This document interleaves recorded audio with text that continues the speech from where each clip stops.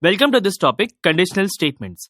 After completing this topic, you will be able to describe the need for conditional processing and use conditional logic in Python programs. We use conditional statements frequently in our daily life.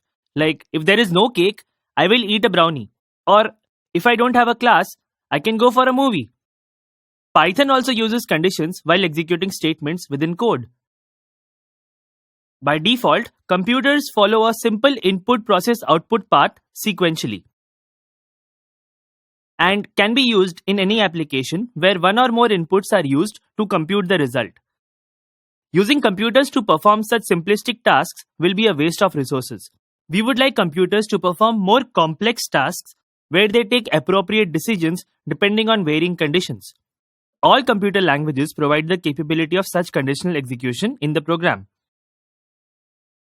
Let me explain how a block of one or more statements is executed conditionally using this flowchart.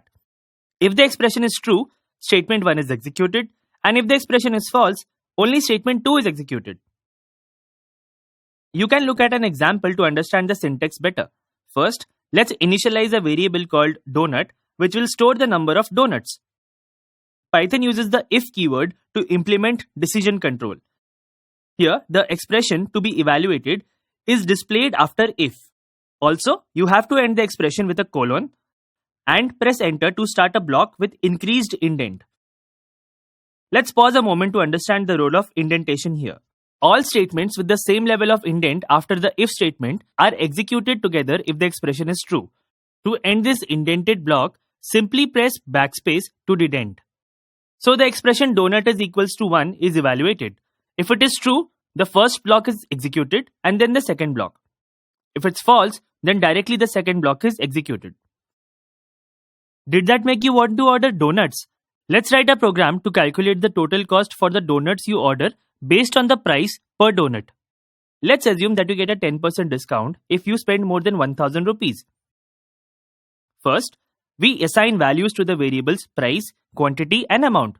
The price per donut and the number of donuts are taken as inputs. The total amount is calculated as price into quantity. Next, we write the if statement with the expression to evaluate if the total amount is greater than 1000. Now, we write the block statements if the condition is true, that is, if the amount is greater than 1000. This statement will display a message.